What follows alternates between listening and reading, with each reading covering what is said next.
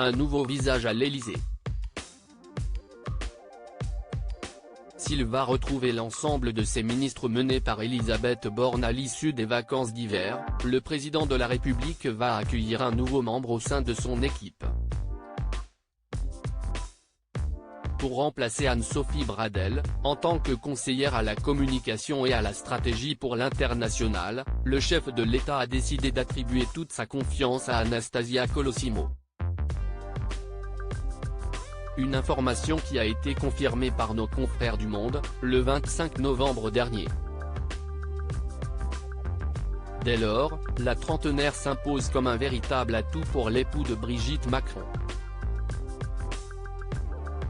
Dotée d'un passeport russe et hostile à Vladimir Poutine, cette ancienne enseignante de Sciences Po Paris sera certainement d'une aide précieuse pour Emmanuel Macron dans la gestion de la crise en Ukraine.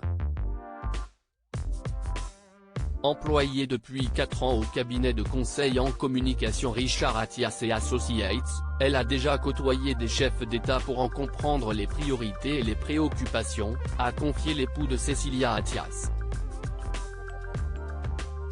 Alors qu'elle s'apprête à devenir la voix de l'Élysée à l'étranger, Anastasia Colosimo a déjà fait parler d'elle au sein de l'Hexagone. En effet, cette politologue franco-américaine a multiplié les apparitions sur les plateaux de télévision pour promouvoir son livre Les bûchers de la liberté paru aux éditions Stock en 2016.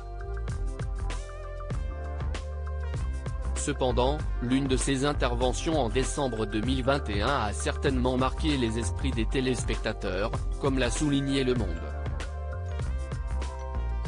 Invité sur le plateau de David Pujada, sur LCI, en pleine pandémie de Covid-19, l'experte politique avait lâché que refouler les non-vaccinés à l'hôpital serait un bon moyen de sélection naturelle avant de se rattraper quelques secondes plus tard. A rappelé le quotidien. Consciente de l'impact qu'ont eu ses propos, la future conseillère de la cellule diplomatique de l'Élysée avoue aujourd'hui qu'il s'agissait d'une plaisanterie toute bête.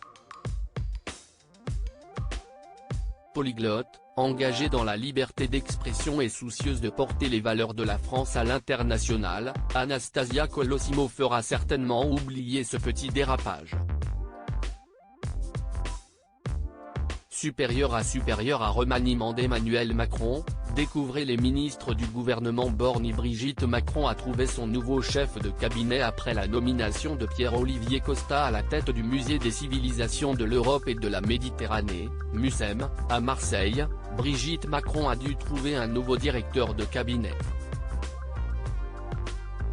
Son choix s'est alors porté sur Jean Spiri, un normalien et géographe de formation, comme l'ont révélé nos confrères du JDD, le 24 novembre dernier. Dès lors, l'épouse du chef de l'État va pouvoir bénéficier de l'expérience de ce quadragénaire. En effet, Jean Spiri est un habitué des cabinets.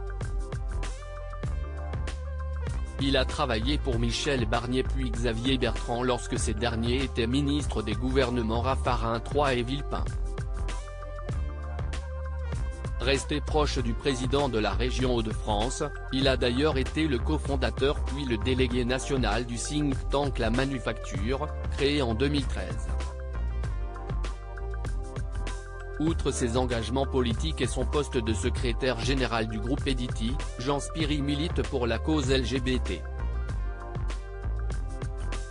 Depuis 2016, il préside le Centre régional d'information et de prévention du sida, CRIPS. Homme de synthèse, discret et tenace et réputé pour sa capacité à tenir compte des avis de tous, comme l'a défini le JDD, Jean Spiri coche toutes les cases pour ce poste. Crédit photo, Stéphane Le Mouton.